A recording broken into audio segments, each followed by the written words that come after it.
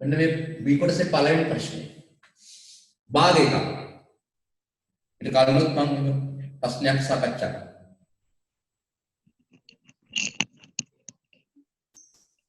අද ප්‍රශ්නය කරන ගාන කියවමින් බාන උත්තර ගන්න. මිනිසෙක් තමාලම තිබූ මුදලින් පහෙන් දෙකක් බැංකුවේ තැන්පත් කරන. පහෙන් දෙකක් බැංකුවේ තැන්පත් කරන.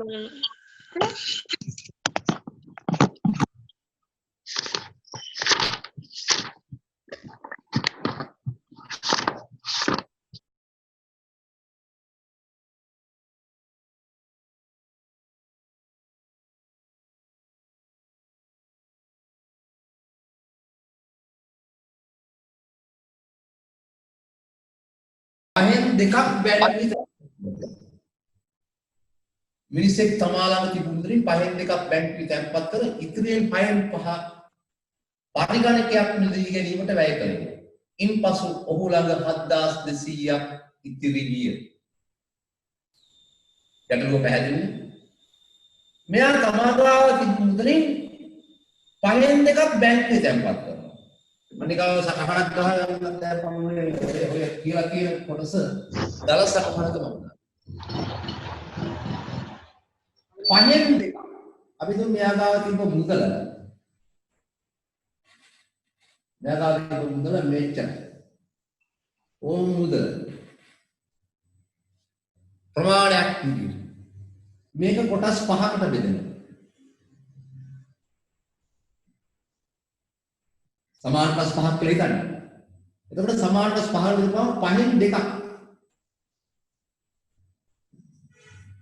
පහෙන් දෙකක් බැංකුවේ තැන්පත් කරනවා.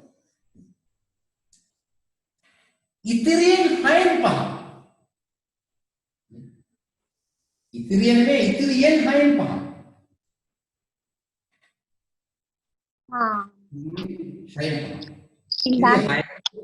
ඒ දැනගන්නත් එක්ක තමයි මේ කොටස් 6කට බෙදලා 5.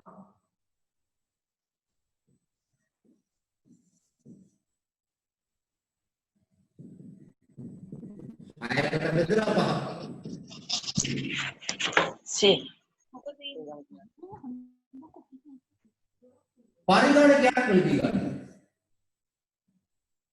ඊට පස්සේ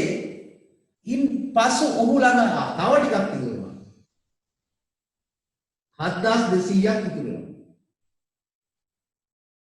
එයා ගාව 7200ක් ඉතුරුනවා.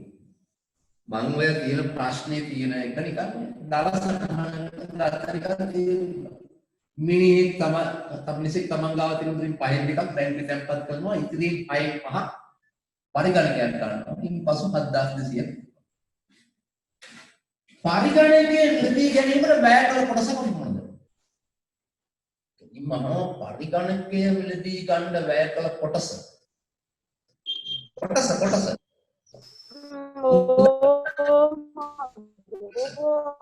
ආගයක් විදිහට. පරිගණකයේ මිලදී ගැනීමට වැය කළ කොටස. සාලදෝ ඔය කට්ටිය මේ ඔයාලගේ මයික් ඔෆ් කරලා තියාගන්න. මේ මගේ ප්‍රශ්නයක් අහන්න තිබ්බොත් ටිකක් මේවා කරන්න මොකද?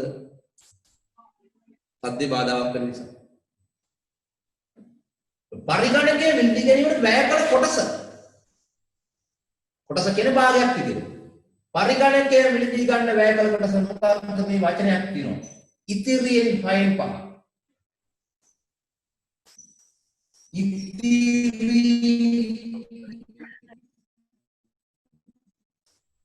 yen 6න් 5. ඉතිරිය කියන්නේ මොකක්ද? මම කිව්වා මේ මිනිසා තමාගාව මුදලින් තිබු මුදලින් පහෙන් දෙකක් බැංකුවේ තැන්පත් කරන්න කියලා. එයා තමාලම තිබු මුදලින් අපි තුමු යාගාව තිබු මුදල මෙච්චරයි. එක සමාන කොටස් 5කට බෙදලා. 5කට බෙදලා. බෙදලා දෙකක් බැංකුවේ දානවා. 5න් දෙකක් බැංකුවේ දානවා නම් ඉතිරි 5න් 3ක්.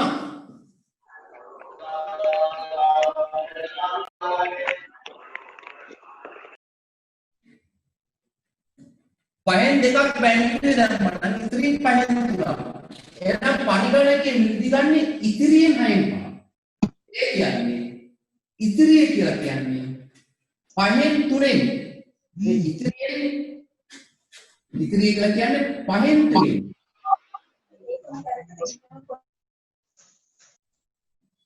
5න් 3න් 6න් 5. පරිගණකයේ නිදි ගන්නේ බැංකුවේ තැන්පත් කර ඉතිරියෙන් 6න් 5. ඉතිරියෙන් බැංකුවේ තැන්පත් කරා නම් 5න් දෙකක් තව මුළු මුදල 5න් 5යි 5න් 3ක් ඉතිරි 5න් 3න් 6න් 5. ඔයාලා දන්නවා මේ n කියන්නේ ගුණ කිරීම කියලා. n කියන්නේ ගුණ කිරීම.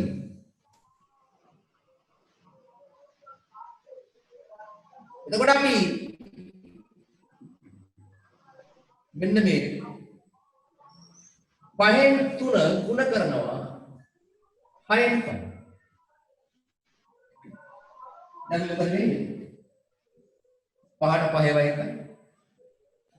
5ට 5 වයි 1ක් කැපෙනවා. 3ට 3 වයි 1යි. 6ට 3 වයි 2යි. මේ කියන්නේ ගුණ කිරීම සුළු කරා. 5ට 5ටයි 3 වයිටයි. අවසාන උත්තරේ එක් වරක් 1යි. එක් වරක් 2යි. දෙකෙන් එකයි. එහෙනම් පරිගණකයේ මිලදී ගන්න ඔහු වැය කරලා තියෙන වැටුපින් හරියටම භාගයක්. ඔයාලට උත්තරය ආවද? පරිගණකයේ මිලදී ගන්න වැය කරලා කොටස කොහොමද?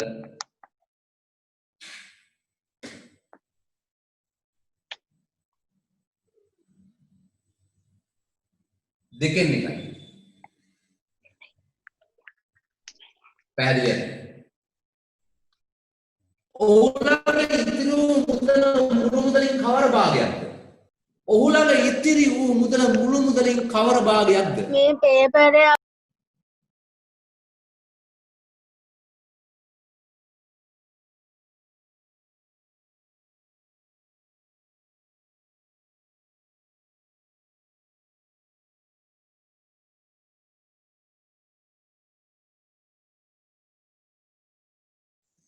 ඔහුලගේ ඉතිරි වූ මුදල මුළු මුදලින් කවර භාගයක්ද? එතකොට ඉතිරි වෙච්ච ටික හොයන්න නම් දැන් මම පළවෙනි එකට උත්තරේ ගත්ත දෙකෙන් එකයි කියලා. දැන් එයාලගේ ඉතිරි වෙච්ච මුදල මුළු මුදලින් කවර භාගයක්ද කියලා බලන්න. එතකොට ඉතිරි වෙච්ච මුදල හොයන්න පුළුවන් භාගයක් විදිහට වියදම් කරනවා.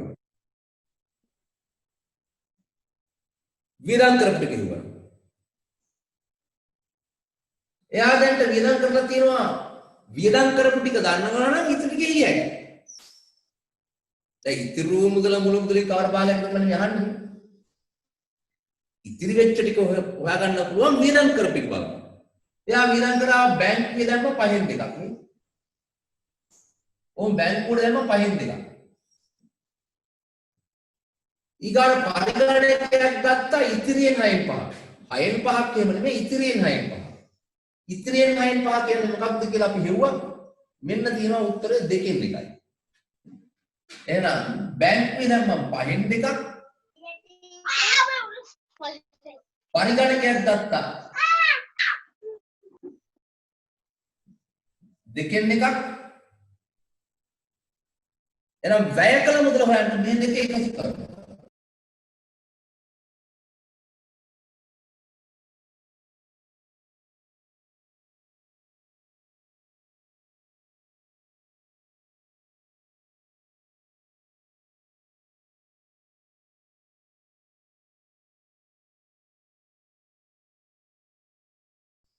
එතකොට ඉතිරි මුදල මුළු මුදලින් කවර භාගයක්ද කියලා බලන්න වැය කරපු කොට වෙනවා. 5න් 2ක් බැංකුවේ දැම්මා.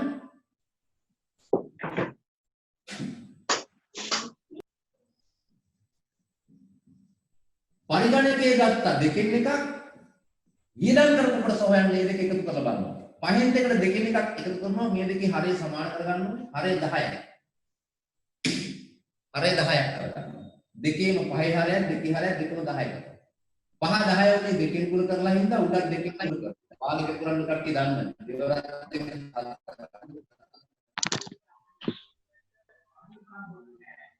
පහ 10 දෙකෙන් ගුණ කරලා උඩක් දෙකෙන් ගුණ කරනවා. දෙක 10 උනේ පහෙන් ගුණ කරලා උඩක් පහෙන් ගුණ කරනවා. එක් පරක් පහ පහයි. ඒක 10න් 9යි. හැබැයි මේ අහගන්න මේ 10න් 9 කියන්නේ මොකක්ද? 10න් 9 කියන්නේ වියදම් කළ ප්‍රමාණය. මේ නියුමේ මොකක්ද? වියදම් කළ ප්‍රමාණය භාගයක් විදිහට.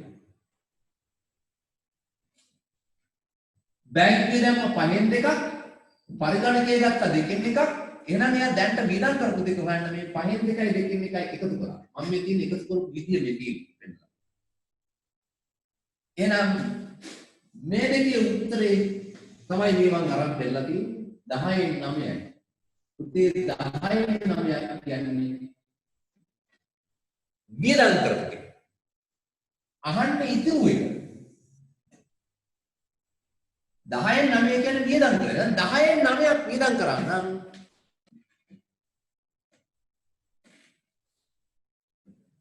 10න් 9ක් වියදම් කරා නම්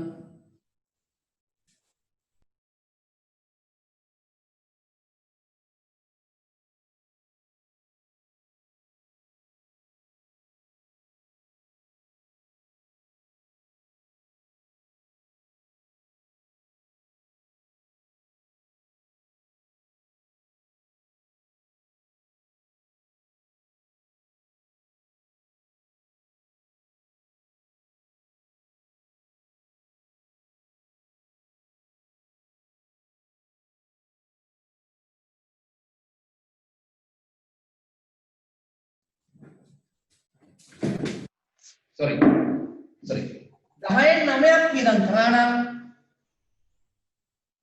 10න් 9ක් වියදම් කරා නම් තව ඉතුරුයි 10න් එක 10න් 9ක් වියදම් කරලා තියෙනවා එහෙනම් එතකොට මෙතන ඉතුරු එක වෙන්නේ මේ 10න් 9ක් වියදම් කරලා තියෙනවා ඉතුරුයි 10න් එක ඔහුලගේ ඉතුරු මුදල මුළු මුදලින් කාල් භාගයක් 10න් එකයි 10න් 9ක් වියදම් කරලා තියෙනවා මුළු ප්‍රමාණය 10න් 10යි.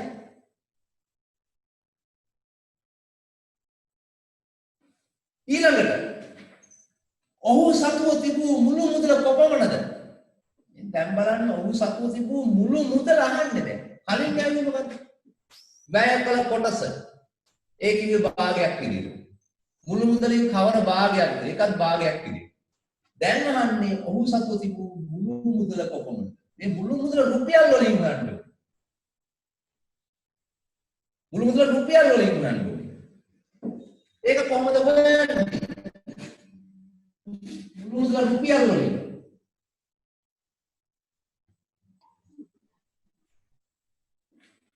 ඔයා දන්නවා මේ මුළු මුදල රුපියල් වලින් හොයන්න නම් ගාණ ඇතුලේ කොහේ හරි රුපියල් කියලා එකක් දීලා තියෙනවා.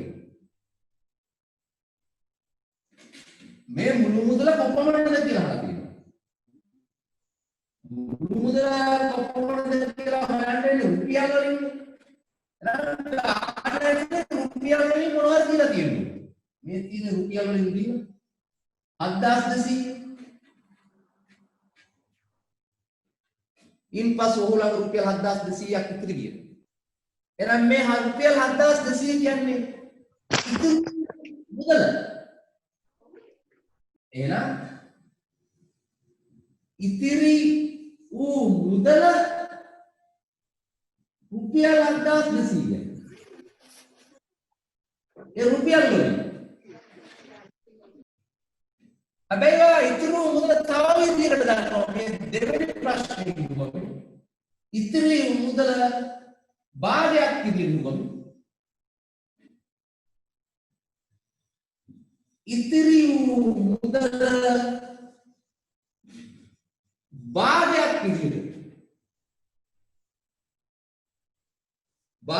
ලෙස කීයද 10න් එකයි. දැන් මේ ඉතිරි මුදල ආකාර දෙකකට බෙදලා තියෙනවා. ඉතිරි මුදල රුපියල් වලින් දීලා තියෙනවා 1200ක් කියලා. ඉතිරි මුදල භාගයක් වශයෙන් 10න් එකයි කියලා දීලා තියෙනවා. දැන් අපිට පුළුවන් අන්න මොකක් කරන්නද? අපිට පුළුවන් මුළු මුදල හොයන්න. ඇයි එකම දේ ආකාර දෙකකින් තියෙනවා. එහෙනම් 10න් එකක් කියන්නේ ඉතිරි මුදල භාගයක් ලෙස 7200ක් කියන්නේ ඇත්තටම රුපියල් වලින්. එහෙනම් 10න් පංගුවක් සමාන වෙනවා 7200ට. එයාගේ මුදලෙන් 10න් පංගුවක් ඉතුරු කරලා තියෙනවා. 10න් එකක්. ඒ 10න් එකක් කියන්නේ 7200ක් නම් මුළු මුදල කියන්නේ කොච්චරද? මුළු මුදල කියලා කියන්නේ 10න් 10ක්. 10න් 10ක්.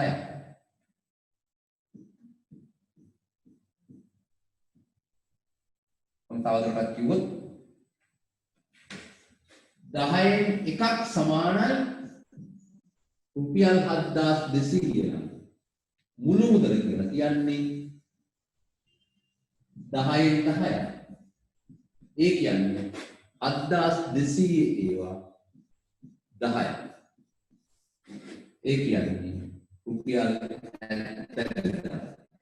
7200 10න් මුදලටම අපට නිකුත්.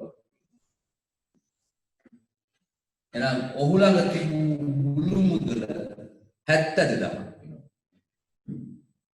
72000. ඔවුසතු මුළු මුදල 72000. හරි. ඔබට මම උත්තරේ දත්ත විදියට කටට පෙන්නුවා.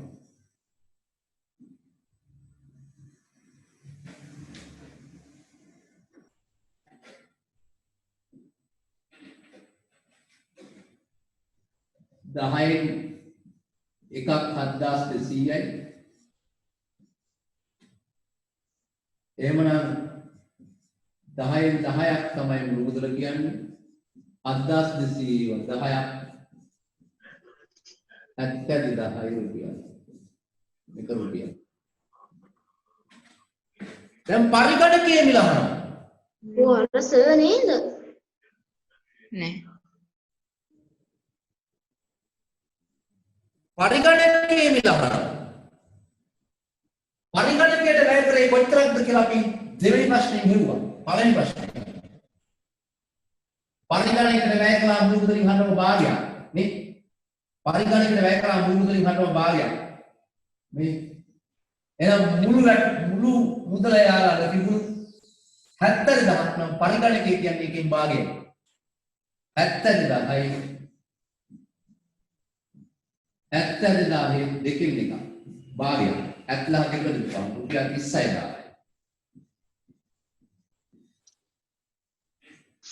රුපියල් 36000. මුළු මුදලෙන් භාගයක් යනවනේ. පරිගණකයේ දී ගැනීම වැය කොටස භාගය කියලා පළවෙනි ප්‍රශ්නේ තියෙනවා. 70000න් භාගයක්. ඊළඟ එක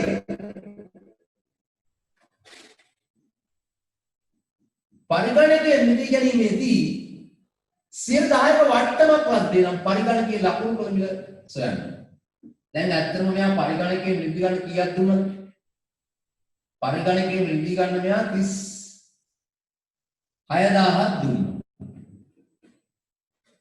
හැබැයි මේ පරිගණකයේ නිදී ගද්දී මෙයාට වට්ටමක් දීලා තියෙනවා. 10%ක. වට්ටම කියන එක දන්නවනේ. අපි භාණ්ඩයක් නිදී ගන්න ගියාම ඒ භාණ්ඩේ සඳහන් කරපු මිලෙන් කිසියම් අඩු කිරීමක් කරනවා.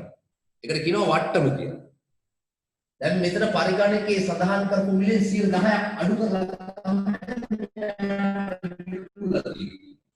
කොහොම හරි මෙයා දීලා තියෙන 36000යි පරිගණකයේ ගන්න. හැබැයි පරිගණකයේ ගන්න 36000ක් දුන්නේ පරිගණකයේ සඳහන් කළ මිලෙන් 10%ක් අඩු කරනවා. පරිගණකයේ ගද්දි 10%ක් අඩු කරනවා. දැන් පරිගණකයේ සඳහන් කරපු මිල අහනවා ලකුණු කළ මිල. එතකොට මෙන්න මේ 110ක වට්ටමක් කියන එකේ තේරුම මොකක්ද? ඔය කට්ටිය දන්නවද 110ක වට්ටමක් කියන එකේ තේරුම? ඒක නිකන් සරල විදිහට කිව්වොත් ඔයාලා කවුරු හරි කියනවා ඔයාලා මිලදී ගන්න භාණ්ඩයකට 110ක වට්ටමක් දෙනවා. 110ක වට්ටම කියන එකේ තේරුම 110ක වට්ටමක් දෙනවා කියන එකේ තේරුම වට්ටම කියන්නේ අඩු කිරීම. අඩු කරන්නේ හැමතිස්සෙම ලකුණු කළ මිලක. වට්ටම කියන්නේ අඩු කිරීම. අඩු කරන්නේ හැමතිස්සෙම ලකුණු කළ මිලක. මේ 110ක වට්ටම දෙනවා කියන්නේ භාණ්ඩයේ සඳහන් කළ මිලෙන් 110ක් අඩු කරනවා. මේක තේරුම භාණ්ඩයේ ලකුණු කළ මිල 100යි නම් බලන්න රුපියල් 100ක භාණ්ඩයක් ගන්න ගියොත් ලකුණු කළ මිල 100යි නම් 10ක් අඩු කරනවා. ඔයාලට විකුණුම් මිල. විකුණුම් මිල කියනවා ඇත්ත වශයෙන්ම ගෙවිය යුතු මිල රුපියල් 100ක් නම් 100ට 10ක් අඩු කරනවා නේ. 110ක වට්ටමක් කියන එකේ තේරුම 100ක් නම් 110ක් අඩු කරනවා 100ක් ගෙවන්න ඕනේ ගෙවන්න ඕනේ අඩුව. මිල විකුණුම් මිල කියන්නේ මිලදී ගන්න ගෙවිය යුතු මිල. ඇත්ත විකුණුම් මිල. 100ට ලකුණු කරොත් විකුණන්නේ 90ට.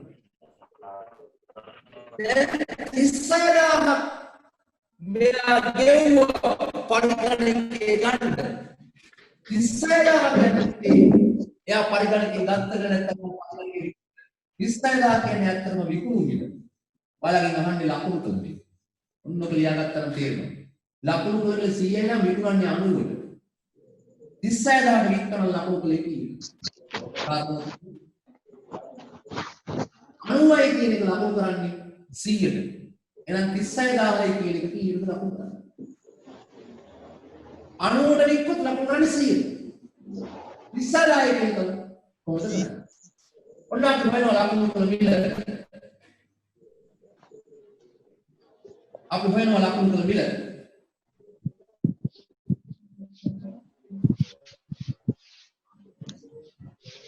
ලකුණු කළ මිල අපි හොයනවා. කොහොමද හොයන්නේ? මේ හොයන්න තියෙන ලකුණු කළ මිල. මේ ලකුණු කළ මිල තමයි හොයන්න තියෙන්නේ. ප්‍රශ්නාර්ථයේ තියෙන්නේ. ඒ හොයන්න තියෙන එක අපි උඩින් දානවා. 100 උඩින් දානවා 90 යටින් දානවා.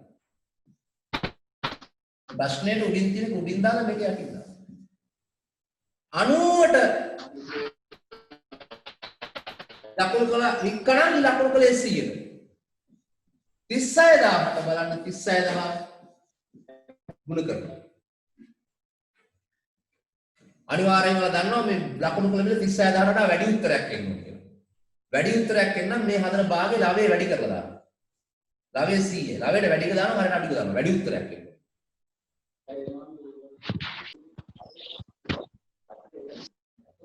දැන් මේක සුළු කරා නම් කට්ටියන්ට එනවා. මේ සුළු කරන්න පුළුවන් නේද? බිංදුවට බිංදුවක් යපුවා. 9 වරක් 1යි. 36ට 9 වරක් 4යි. බිංදුව 2යි. 400 100ෙන් ගුණ කරනවා. 36000 අනුවිද පම 400 100ෙන් ගුණ කරනවා. ඒ කියන්නේ 400 අගට තව බිංදු දෙකක් එනවා. රුපියල් 40000ට තමයි පරිගණකේ ලකුණු කරලා තියෙන්නේ. 10ක් අඩු කරලා අරගෙන තියෙන 36000. ඔක ටිකක් සරල ප්‍රශ්නයක් ලකුණු 10ක භාග ආශ්‍රිත එකක් මම හිතනවා කට්ටිය ලකුණු 10න් 10ම ගන්න නැති කියලා ඒ ප්‍රශ්නෙට. ලකුණු 10න් 10ම ගන්න නැති කියලා මම විශ්වාස කරනවා.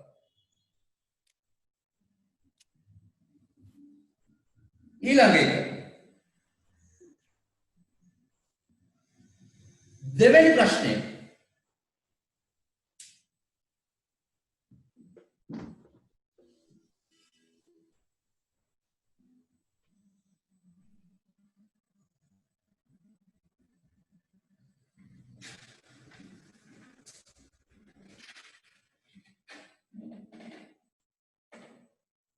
ඔයාලට පැහැදිලිව තේරෙන්නේ දෙවෙනි ප්‍රශ්නය මේකත් බලමු හදපු නැති අය දැන් හදන්න යන්න. ABCD කියන්නේ තුන බිමක්. ABCD Good. තුන බිමක්. ABC මායමට යාව පිහිටි අර්ධ වෘත්තාකාර පොකුණක් රූපයේ දැක්වේ. ABCD කියන්නේ තනකොළ පිහිටි බිමක්. මේ ABCD කියන්නේ තනකොළ. ඔය තේරුම් ගන්න ප්‍රශ්න හොඳට කියවලා. මේක තනකොළ තියෙනවා.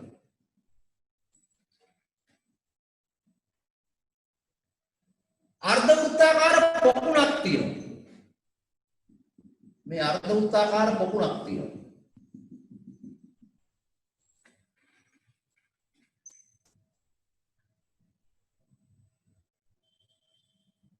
AD සමානයි DE ඒක රූප සටහනේ ලකුණු කරලා තියෙනවා.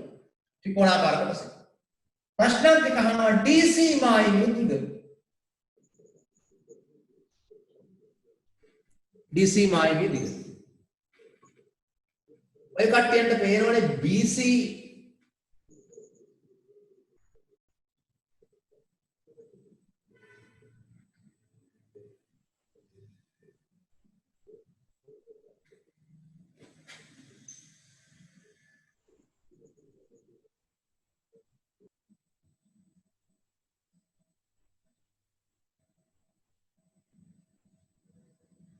DC මායිමේ දිග. ප්‍රශ්නේ ගැටලුවක් තියෙනවා.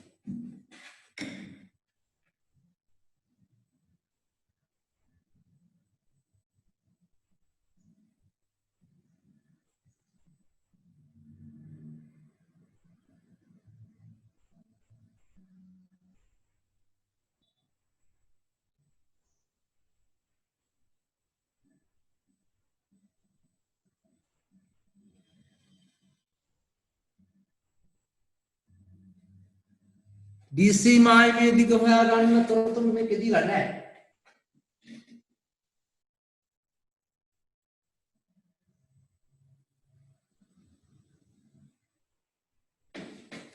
මම අපරි තවදයක් මම මෙන්න එකතු කරනවා. CE සමානයි බලමු ගානේ ලියා ගන්න. CE CE දුර සමානයි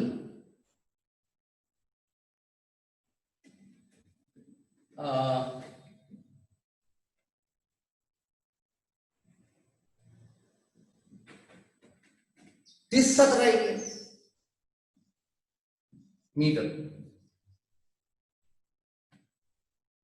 मीटर 34 CE සමානයි 34යි කියලා ගානට එකතු කරගන්න. CE සමානයි 34යි. ඔක ගානේ දත්තයක් විදිහට තියෙන්න ඕනේ. ගානේ තොරතුරක් විදිහට තියෙන්න ඕනේ. ඒක දීලා නැහැ ඒක. ප්‍රශ්නේ අන්තර්ගත වෙලා නැහැ. ඒක වැරදීමක් ප්‍රශ්නේ ඉදිරිපත් කිරීම. CE සමානයි 34යි මීටරට ගන්න. අර රූප සටහනේ තියෙනවා 14යි සෙන්ටිමීටර් කියලා ඇත්තේ මම හිතන්නේ ඒකත් මීටර කරලා. मीटर දැන් මෙහාට දැන් පුළුවන් මම CE 34 එක දුන්නා ඒ නිසා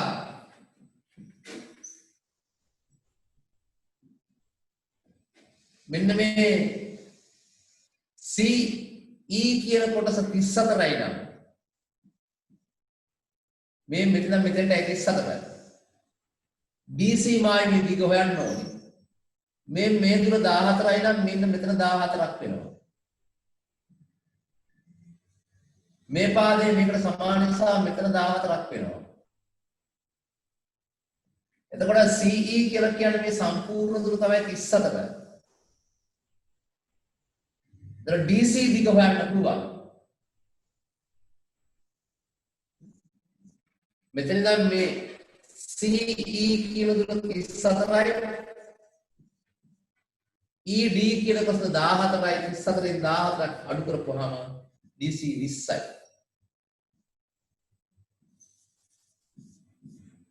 20යි. DC 20යි මීටර.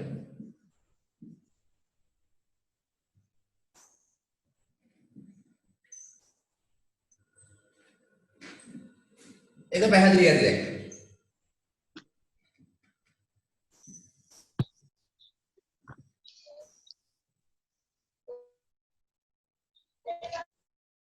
ඊළඟට අහනවා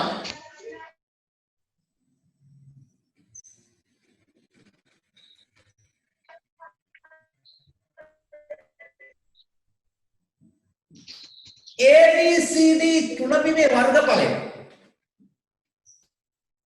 ABCD මෙන්න මේ තුන බිමේ වර්ගඵලය මේක හදන්න පුළුවන් ඍජුකෝණාශ්‍රික වර්ගඵලය ඍජුකෝණාශ්‍රික වර්ගඵලය වෙන දිගඵලයෙන් ගුණ කරලා මේ DC දිග අපි හෙව්වා 20යි කියලා.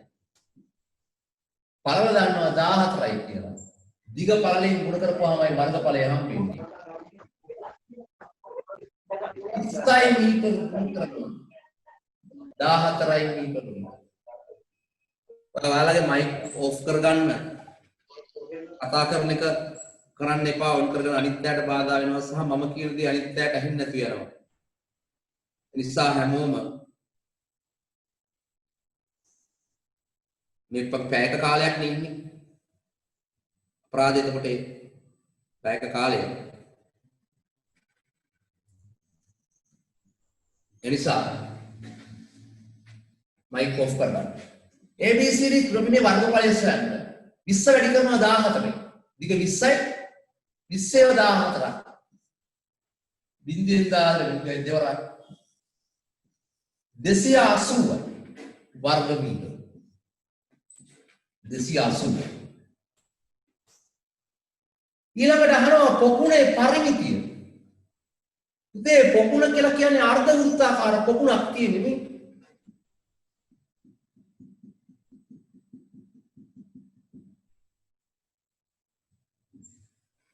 අර්ධ වෘත්තාකාර පොකුණක් තියෙනවා. මේ අර්ධ වෘත්තාකාර පොකුණක් එනම් මෙහානේ අර්ධ වෘත්තයේ පරිමිතිය. මේ අර්ධ වෘත්තයේ පරිමිතිය කොහොමද හොයන්නේ ළමයි? මේ අර්ධ වෘත්තයේ පරිමිතිය හොයන්නේ මෙන්න මේකට කියනවා අපි ඡාප කොටස කියලා. ඡාප කොටස. පරිමිතිය හොයනවා නම් මේ ඡාප කොටස දිග හොයා ගන්න ඕනේ. ඊට අමතරව මෙන්න මේ දුර එක විස්කම්බේ එක නම් ගානේ දන්නවා 14යි. එහෙනම් පරිමිතිය හොයන්නේ ඡාප කොටසට විස්කම්බේ එකතු කරලා. කොහොමද ඡාප කොටස හොයාගන්නේ? ඔයාලා දන්නවා මේ සම්පූර්ණ වෘත්තයක ඡාප කොටස මොකක්ද කියලා. සම්පූර්ණ වෘත්තයක ඡාප කොටස කියන්නේ සම්පූර්ණ වෘත්තයක වටේ දිග. සම්පූර්ණ වෘත්තයක වටේ දිග හොයන්නේ 25R කියන සූත්‍රයෙන්. ඒ සම්පූර්ණ වෘත්තයක වටේ දිගයි 25R කියලා කියනවා. හැබැයි මෙතන තියෙන වෘත්ත භාගයක්. ඒක වෘත්ත භාගයක වටේ දිග නම් භාගයක් නම් සම්පූර්ණ එක දෙකට බෙදන්න ඕනේ. සම්පූර්ණ එක දෙකකින් බෙදන්න ඕනේ. භාගයක් සම්පූර්ණ වෘත්තය තමයි 25R කියන්නේ. භාගයක් ඉඳ දෙකකින් බෙදන්න ඕනේ. එහෙනම් මේ ඡාප කොටස දිග හොයාගන්නේ සම්පූර්ණ වෘත්තයක වටේ දිග 25R. එක දෙකෙන් බෙදලා. කාට හරි කියන්න පුළුවන් එතකොට මේ දෙකට දෙකට අපනහම 5R කියලා. එහෙනම් මේ අර්ධ වෘත්තයක වටේ කියන්නේ මේ ඡාප කොටසේ දිගට විස්කම්භය එකතු කරනවා. පොකුණේ පරිමිතිය කියන්නේ වටේ දිග මේ ඡාප කොටස පොකුණේ වටේ දිග කියන්නේ හරි අර්ධ වෘත්තයේ වටේ දිග. අර්ධ වෘත්තයේ වටේ දිග. කොහොමද බෑන්නේ එතකොට? ඡාප කොටසේ දිගට විස්කම්භය ඡාප කොටසේ දිග. ඡාප කොටස කියන්නේ 25R. මේක 25R වෘත්තයක්. භාගයක් ඉන්න දෙකෙන් බෙදෙනවා. එතකොට එන්නේ මේ ඡාප කොටස විතරයි. දෙකට දෙක කැපෙනවා 5R. විස්කම්භය කියන්නේ 14. මේ ටික 25R බෙදීම දෙක. මේක 14යි. ඒ කියන්නේ 5 වර්ග 14ක් කරනවා. 5 කියන්නේ 7 න් 22යි. එතන ගුණ කිරීම. R කියන්නේ අරය. අරය කොච්චරද? මේ අර්ධ වෘත්තයේ විස්කම්භය 14යි. අර්ධ වෘත්තයේ විස්කම්භය 14ක් නම් අරය කියන්නේ එකකින් භාගයක්. අරය කියන්නේ 14න් භාගයක්, අරය 7යි. එකතු කිරීම 14.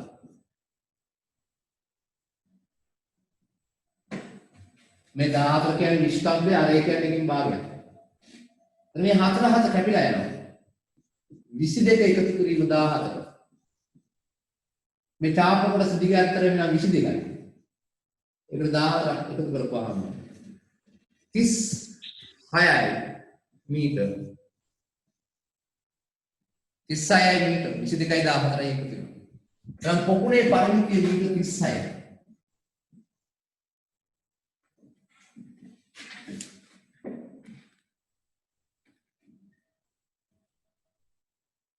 දැන් අහනවා පොකුණේ වර්ගඵලය.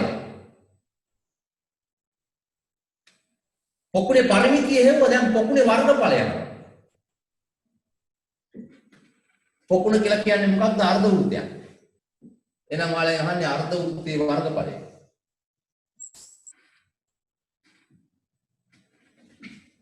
මේ පොකුණ කියන්නේ අර්ධ වෘත්තයක් නේ. මේ අර්ධ වෘත්තයේ වර්ගඵලය විශාලත්වය අහන්නේ. බලන්න සම්පූර්ණ වෘත්තයක වර්ගඵලය. සම්පූර්ණ වෘත්තයක විශාලත්වය 5r වර්ගය. සම්පූර්ණ වෘත්තයක විශාලත්වය හොයන්නේ 5r වර්ගය කියන සූත්‍රය. විශාලත්වය කියන වර්ගඵලය. දැන් අහන්නේ සම්පූර්ණ වෘත්තයක් නෙමෙයි.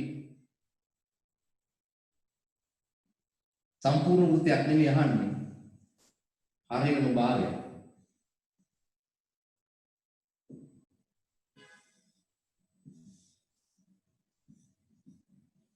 දැන් සම්පූර්ණ එකක් 5r වර්ගයක් නම් භාගයක් හොයන්න අපි ඒක දෙකෙන් බෙදනවා. එහෙනම් සම්පූර්ණ එකක් 5r වර්ගය භාගයක් හොයන්න දෙකෙන් බෙදනවා. දෙකෙන් බෙදුවත් එකයි, දෙකෙන් එකකින් ගුණ කරත් එකයි. නම් 5r වර්ගය දෙකෙන් බෙදනවා. දෙකෙන් බෙදුවත් එකයි, දෙකෙන් එකකින් ගුණ කරත් එකයි. දෙකෙන් එකයි 5r වර්ගය. පොකුණේ වර්ගඵලය.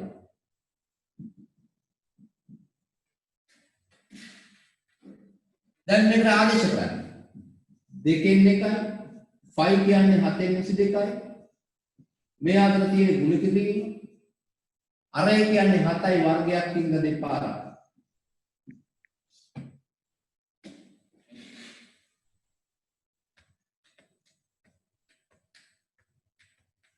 අරය 7යි වර්ගය කියන r වර්ගයෙන් ඉඳ දෙපාරක් ගුණ කරනවා. දැන් මේක සුළු කරනවා. 4 7 ඒවා 1යි 4 7 ඒවා 1යි. දෙවරක් 1යි 22කට දෙවරක් 11යි. 11 සරක් මත 77යි. වර්ග මීටර.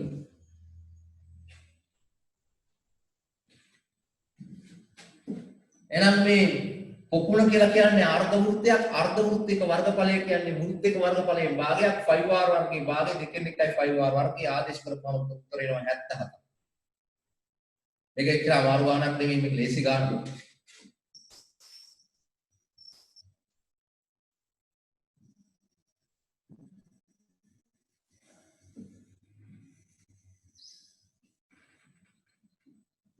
එහෙනම් අපිට පොකුණේ වර්ගඵලය අහුව විදිය තේරුණානේ. දෙකෙන් එකයි 5r වර්ගය. එකට දාපුවාම 77යි වර්ග මීටර ආවා. 77යි වර්ග මීටර.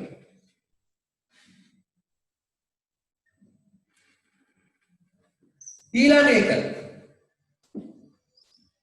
තුනබිමේ වර්ගඵලය සහ BC මායම නොවෙනස්ව පවත්වා ගැනීම එහි හැඩය ත්‍රිකෝණාශ්‍රමණසේ අනිකුත් මායම් තුන වෙනස් කිරීමට යෝජිතයි.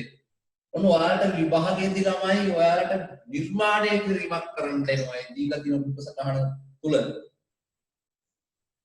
අනිවාර්යයෙන්ම මේ ප්‍රශ්න එනවා. ඔයාලා දැන් පුරුදු මේ ප්‍රශ්න ලියලා. අපි කලින් ප්‍රශ්නේ සාකච්ඡා කරද්දිත් මේ වගේ එකක් තිබ්බා.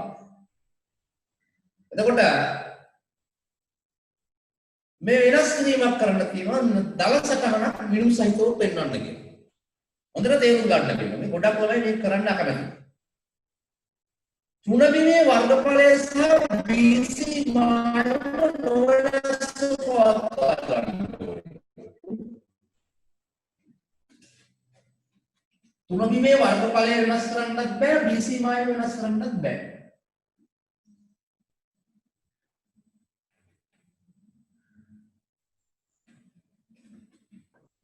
තුනබිම කියන්නේ ත්‍රිකෝණාශ්‍රය. මේක වර්ගඵලය අපි දන්නවා 280යි.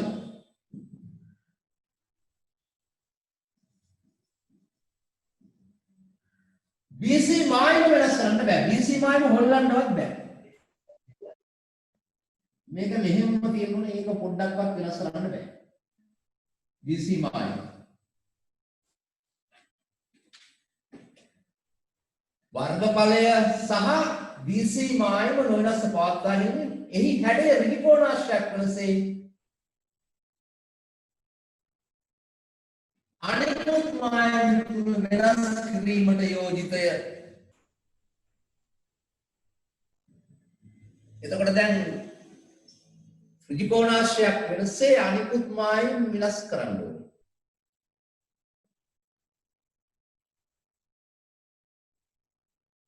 එතකොට වෙනස් කරන්න පුළුවන් මායිම් ටික තමයි මේ BC මායිම් වෙනස් කරන්න බෑ. D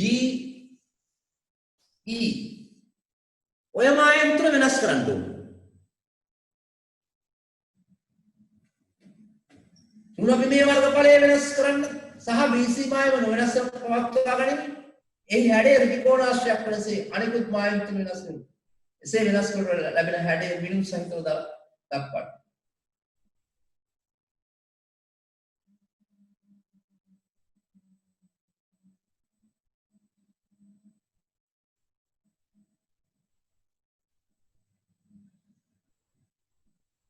එතකොට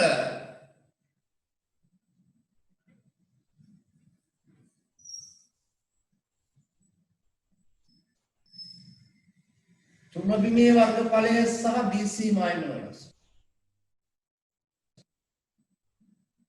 එතකොට ළමයි මේ පොකුණ වෙනස් කරන්නේ නැහැ. එකක් මතක තියාගන්න.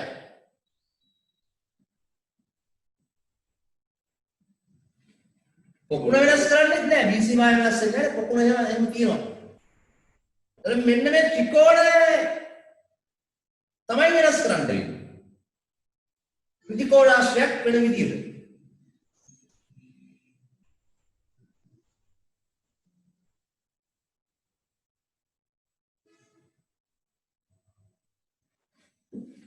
එතකොට අපිට මෙන්න මේ ත්‍රිකෝණය තියෙනවනේ.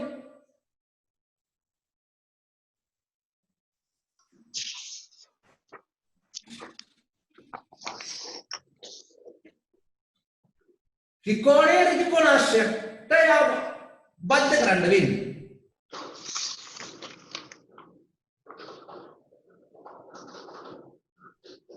එතකොට දැන් අපිට පුළුවන් ත්‍රිකෝණයේ වර්ගඵලය හොයාගන්න. ත්‍රිකෝණයේ වර්ගඵලය හොයන්නේ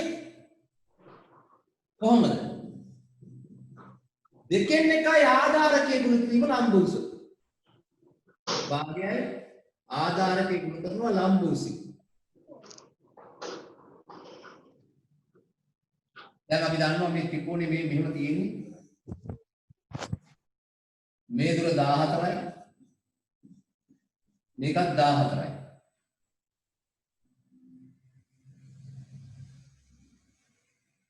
දැන් ත්‍රිකෝණේ වර්ගඵලය දෙකෙන් එකයි ආධාරකයේ ගුණ කිරීම ලම්බෝස.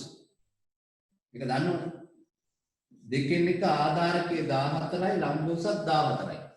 මේක ත්‍රිකෝණයක්. ආධාරකයේ 14යි ලම්බෝසත් 14යි.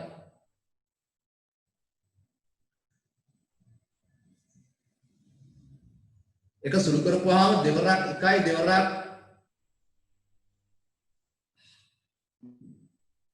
7යි.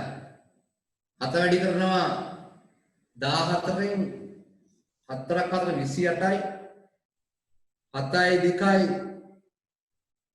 9.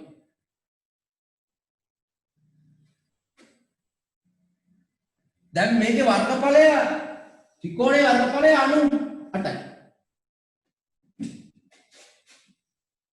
මේ ත්‍රිකෝණයේ වර්ගඵලය 98යි.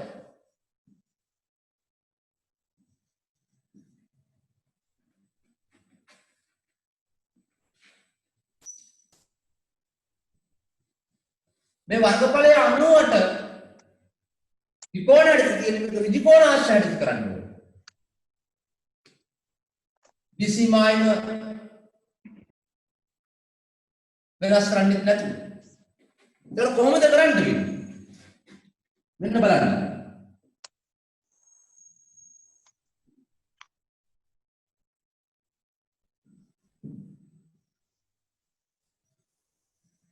මම ත්‍රිකෝණයේ වර්ගඵලය අන්නට කියනවා. දැනට තියෙන්නේ මෙහෙම.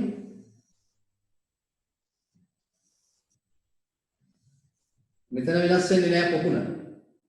BC මායිම වෙනස් වෙන්නේ නැහැ. ත්‍රිකෝණාශ්‍ර වෙන්න ඕන නම් BC මායිම 14යි නම් මෙතන 14යි. මෙන්න මේ කියන ත්‍රිකෝණයේ 98 මේ ත්‍රිකෝණාකාර කොටසක ත්‍රිකෝණාශ්‍රයක් හරිතු ගන්න නම් මේ මෙතෙන්ට ගන්න ඕනේ. ඔය ත්‍රිකෝණය මේ විදිහට ගන්න ඕනේ. හැබැයි මේ ත්‍රිකෝණයේ වර්ගඵලය 98යි. එහෙනම් මේ අලුතෙන් අපි ගන්න ත්‍රිකෝණයේ ත්‍රිකෝණාශ්‍රයක් කරනවා.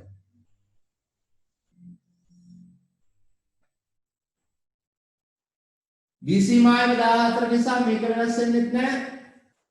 එතන මෙතන 14 වෙන්න ඕනේ. මේ ත්‍රිකෝණයේ වර්ගඵලය ත්‍රිකෝණාශ්‍රයක් කරනවා. ත්‍රිකෝණයේ 98. ත්‍රිකෝණයේ 98යි මේ ත්‍රිකෝණාශ්‍රයත් වෙන 98ක් වෙන්න ඕනේ. වර්ගඵලය. එහෙනම් පුතේ වාට මෙන්න මේ දිග හොයන්න ඕනේ. මේ දිග හොයන්න මේ ටිකේ දිග අපි හොයලා තියෙන්නේ. කලින් හෙව්වා අපි 20යි කියලා. මේ දිග හොයන්න ඕනේ. මේ දිග හොයන්න පුළුවන් නෙමෙයි. කොහොමද තියෙන්නේ ත්‍රිකෝණාශ්‍රය? මෙතන 14යි. මෙන්න මේ ත්‍රිකෝණාශ්‍රය මම මේ නැවත වෙන ගන්නේ.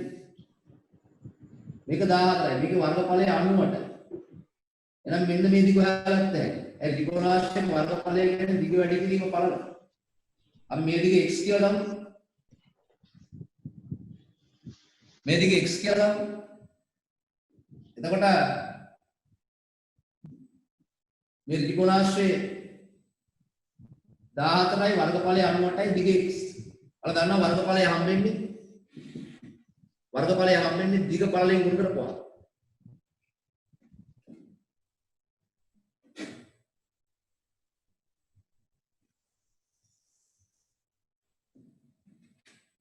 එතන මේ අලුතෙන් හදපු ත්‍රිකෝණාශ්‍රය මේක 14යි වර්ගඵලය 98යි මේ x දිග හොයාගන්න ඕනේ මේ දිග නැත්තම් මේ දිග. එතන මේ වර්ගඵලය කියන්නේ දිග වැඩි කිරීම පළල.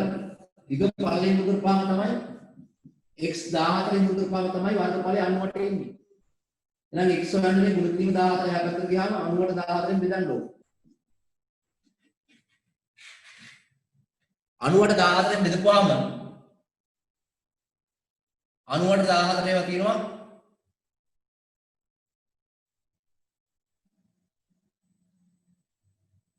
6ක් නේද? 14 ඒවා 6.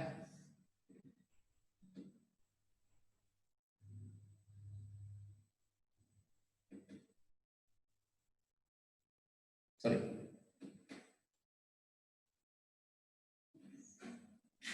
98 14 විතරයි.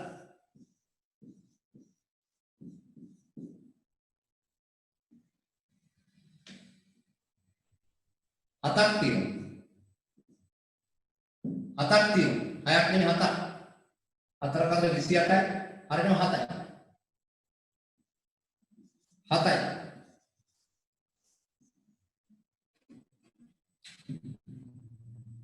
එහෙනම් මෙන්න මේ දිග 7යි. නම් මේ දිග 7යි.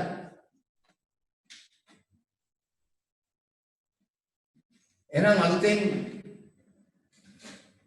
අලුතෙන් හැදෙන ත්‍රිකෝණාශ්‍රය මිනුම් සහිතව ගන්න ගියවම හරිය. දැන් අලුතෙන් හැදලා තියෙන්නේ මෙන්න මේ විදිහට. මේක තමයි හැදෙන ත්‍රිකෝණාශ්‍රය.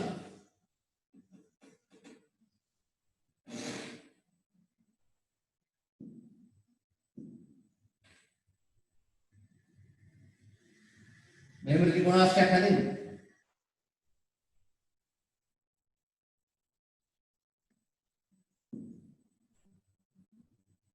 එතකොට මේ දිග 20යි මේ දිග 7යි පල්ල 14යි ඔන්න විදිහට මිනුම් සහිතව පෙන්වන්න ඕනේ කට්ටිය.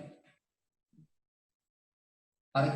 මේ ADE ලක්ෂණ වෙනස් කරන්න පුළුවන්. මම හිතන්නේ ඒක පැහැදිලි වෙන්න ඇති. ඔයාලා පොඩ්ඩක් අහපුව පාරක් එක අදලා බලන්න දෙන්නේ නැත්තම්. මේ ත්‍රිකෝණාශ්‍රයක් කරලා එකතු කරන්න විතරයි තියෙන්නේ. ඒ හම්බෙන ත්‍රිකෝණ වර්ග ඵලය අනුමතක් කරන ත්‍රිකෝණාශ්‍රය ඵලය අනුමතක්. BC මාය වෙනස් වෙන්න තියෙනවා ත්‍රිකෝණාශ්‍රයේ ඵල 14 එක හිමින් තියෙනවා. මේ දිග ඔයාලා පෙන්වන්න තියෙන්නේ. මේ විදිහට ඇහලා පෙන්වනවා නම් හරිය කට්ටිය.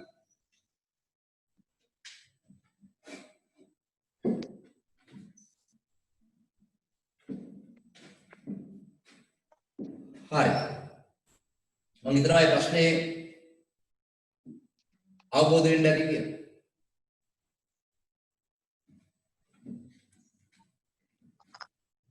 අපි ඊළඟට යනවා.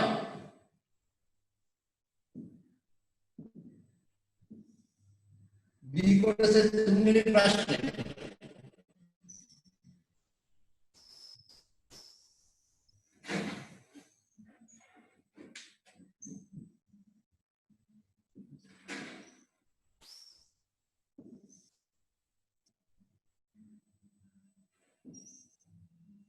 ඔන්න කියවලා බලන්න. පළතුරු බීම මිශ්‍රණයක අඹ යුස, ගඩම් යුස, පැපල් යුස 2 3 5 අනුපාතයට මිශ්‍ර කර ඇත. පළතුරු බීම මිශ්‍රණයක අඹ යුස තියෙනවා. පළතුරු බීම අතර තියෙන අඹ යුසයි, ගඩම් යුසයි, පැපල් යුසයි 2 3 5 අනුපාතයට මිශ්‍ර කරලා. මිශ්‍රණයේ මිලිලීටර් 1000ක ඇති අඹ යුස ප්‍රමාණය. මේ පළතුරු බීම මිශ්‍රණය හදලා තියෙන්නේ අඹ අරගෙන තියෙනවා.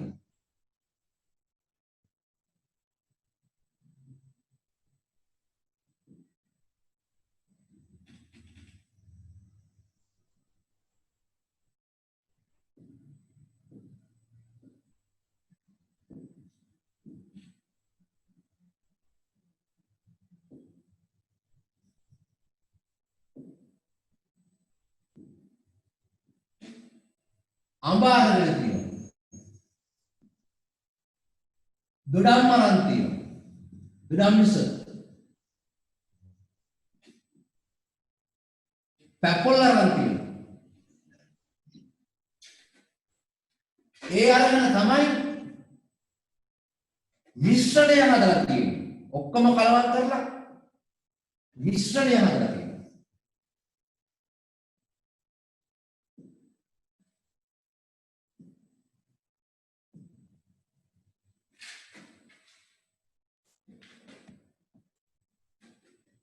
मिश्रण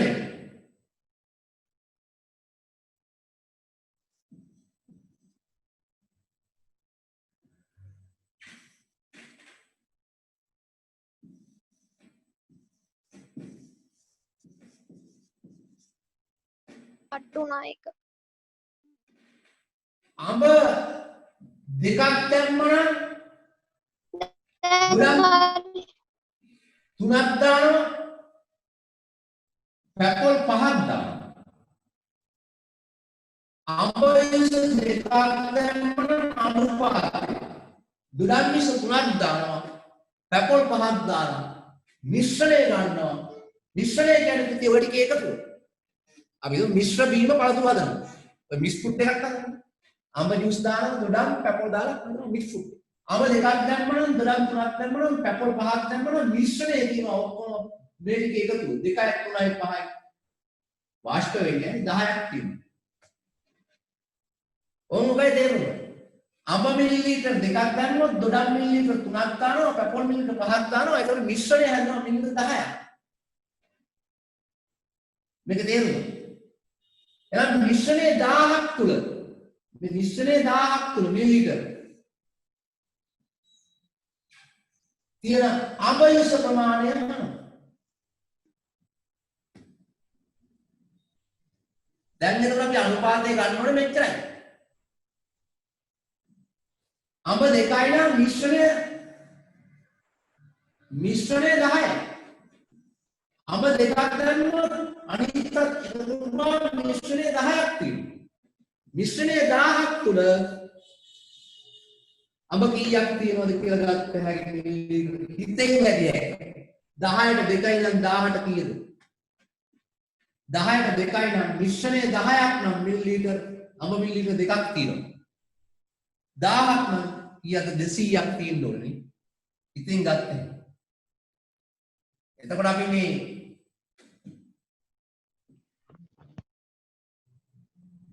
මේක හදද්දී අඹ 2යි දොඩම් 3යි පැපොල් 5යි නම් මිශ්‍රණය 10යි මිශ්‍රණය 1000ක් අඹ අහන්නේ. එතකොට දොඩම් පැපොල් ගණන් ගන්න නැහැ. අපි හදනවා අඹ යුස ප්‍රමාණය හොයා ගන්නවා. කොහොමද? අඹ යුස හොයන්න තියෙන්නේ 10ට 2ක් තියෙනවා. මිශ්‍රණය 10ක් නම් අඹ 2යි. 1000ක් බලන්න 1000ෙන් ගුණ කරනවා. බිංදුවට බිංදුවක් කැපුණා. 100 2ක් මිලිලීටර් 200යි.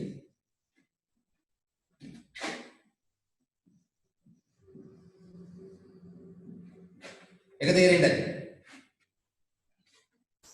මිශ්‍රණය අඹයස මිලිලීටර් 400ක් තියෙන දොඩම් යුස මොකටද? මිශ්‍රණය අඹයස මිලිලීටර් 400ක්. අඹයස මිලිලීටර් 400ක් නම් දොඩම් යුස. ඒකත් ආනර කලින් එකම ගන්න මේ මම ලියපු එකම ගන්න.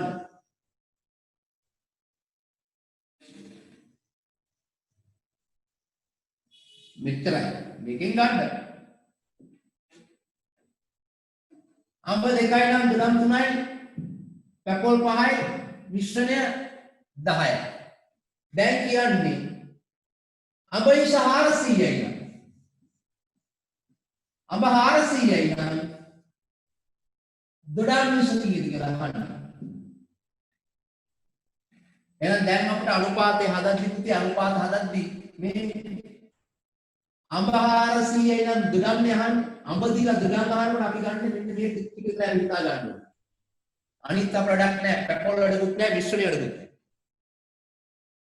අඹ 400ක්. අඹ 2ක් නම් දොඩම් කීයක් තියෙනවද? මේ අඹ 2යි නම් දොඩම් 3ක් තියෙනවා. අඹ 400ක් නම් දොඩම් කීයද කියලා හිතෙන් ගත්තා.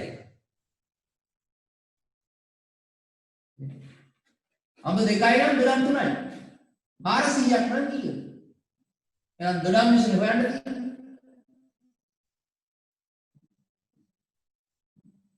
දොඩම් මිශ්‍රණය හොයන්න තියෙන උඩින් දාන්න. අඹ 2යි නම් දොඩම් 3යි. අනිවාර්යෙන්ම අඹ වලට වඩා දොඩම් ප්‍රමාණය වැඩි වෙන්න ඕනේ.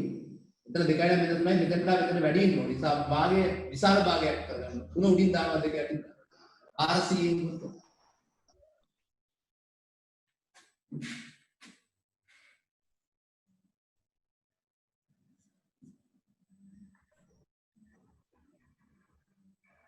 දෙවරක් එකයි දෙවරක්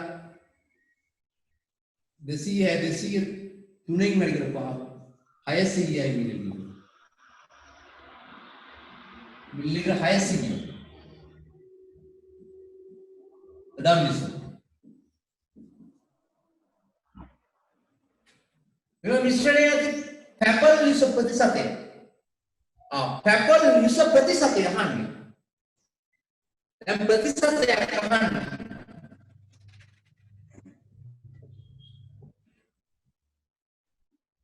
අර කිම්ම හදන්න මම උඩින් ලියාගත්තේ කිම්ම ගන්නකො.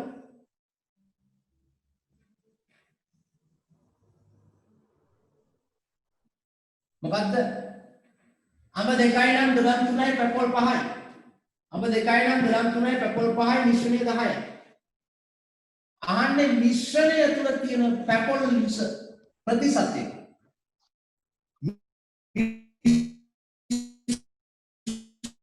මිශ්‍රණය තුළ තියෙන පැපොල් විස ප්‍රතිශතය. මිශ්‍රණය 10ක් නම් ඒ ඇති පැපොල් විස ප්‍රතිශතය.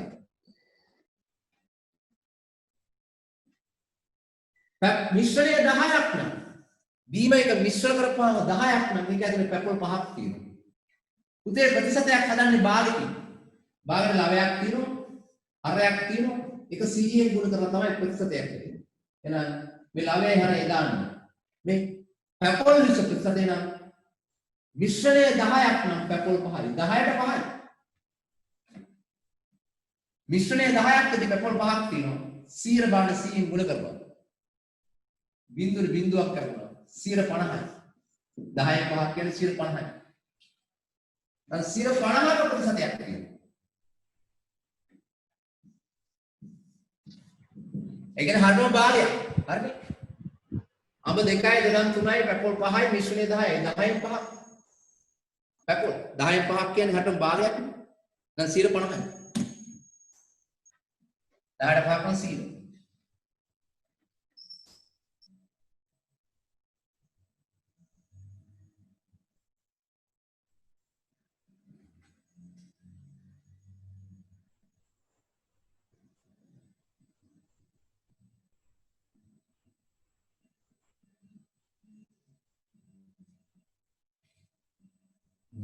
ඊළඟ එක බලන්න. මෙම මිශ්‍රණයේ ලීටරයකට අඹයස මිලිලීටර් 100ක් සහ දරම්යස මිලිලීටර් 100ක් එකතු කළට ලැබෙන නව මිශ්‍රණයේ ඇති එක් ප්‍රමාණ සොයන්න. දැන් මේක පරණයක අලුත් තත්ත්වයකට පරිවර්තනය කරනවා. කලින් මිශ්‍රණය බීම මිශ්‍රණයට වඩා සංකීර්ණ වෙනස් කරනවා. මේ අහගන්න මේක මේ හිතින් හදන්න පුළුවන් ගැටලුවක් නෑ. ඒක මහ ලොකු දෙයක් නෙමෙයි.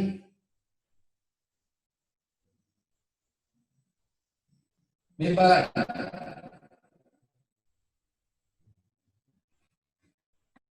අර කතාවමයි. අඹ 2යි නම් දුඩම් 3යි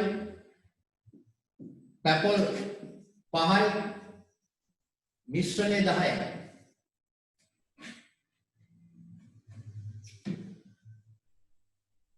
මිශ්‍රණය 10යි. දැන් කලින් ලීටරයක මේ දැන් තත්ත්වෙ නෙමෙයි. ඒ අනුව මිලිලීටර් 1000ක් තුල කලින් අලුත් එක නෙමෙයි. මිලිලීටර් 1000ක් තුල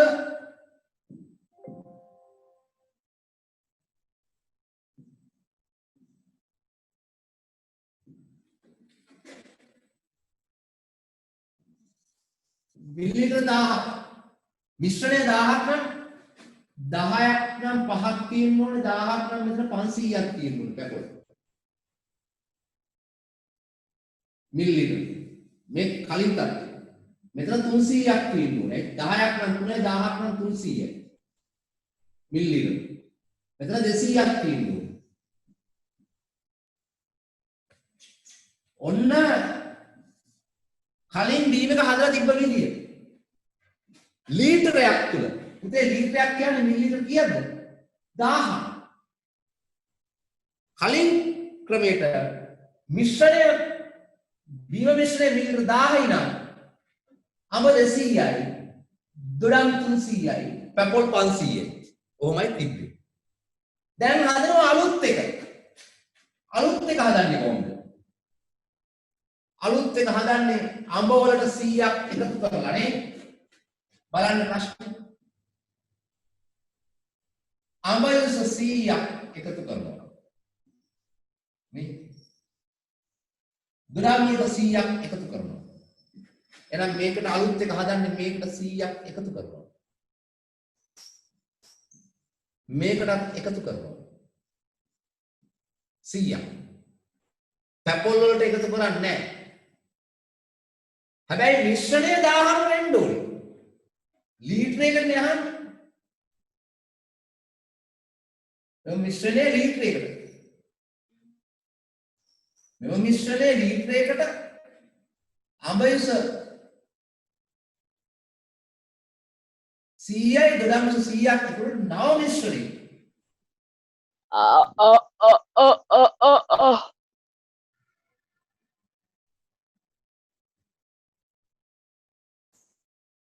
නව මිශ්‍රණය එක් විස ප්‍රමාණ සොයන්න. එතකොට එකතු කරපුවාම මොකද වෙන්නේ?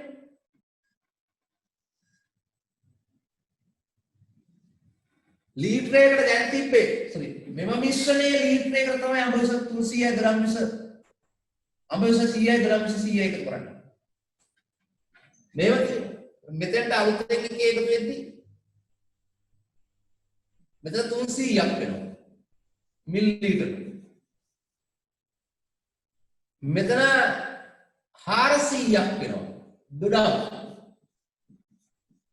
ඒ 300ක් පැපල් ප්‍රමාණය වෙනස් වෙන්නේ 500යි. හැබැයි පුතේ මිශ්‍රණය 1000කට අලුතෙන් එකතු කරන්නේ. ඒකට මෙතන මිශ්‍රණය හැදෙනවා. කීයක්ද? 1200ක්. මෙම මිශ්‍රණයේ ලීටරයකට නේ. අර කලින් ලීටරයකට අඹ 16ක ඉඳලා 100ක එකතු කරනවා. නව මිශ්‍රණය ඇති එක් විස ප්‍රමාණ සොයන්න. 300යි 400යි 500යි ඔක්කොම ටික 1200යි. මෙන්න මේක තමයි උත්තරේ.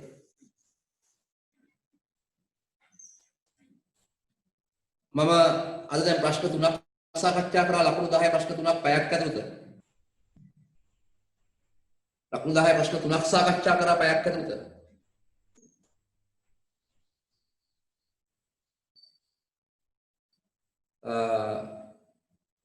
මොනවා හරි ගැටලු තියෙද?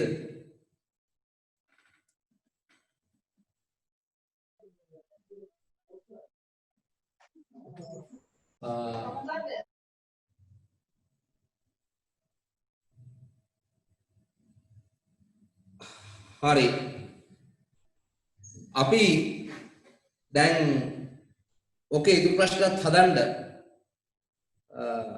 තව ප්‍රශ්න දෙකක් තියෙනවා. මම තව කට්ටියන්ට ඊගාව දවසේ තව පේපර් එකක් දෙනවා.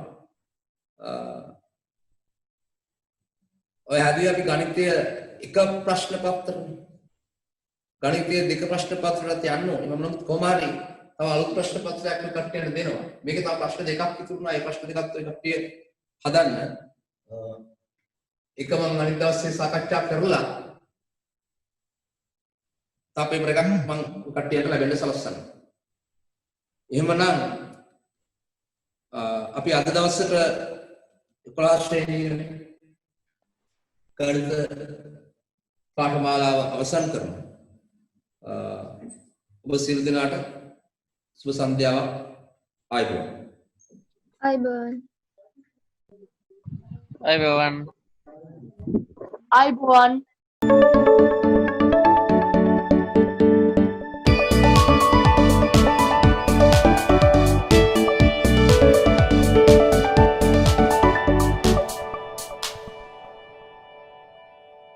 තාමත් ඔයා අපේ YouTube channel එක subscribe කරේ නැද්ද?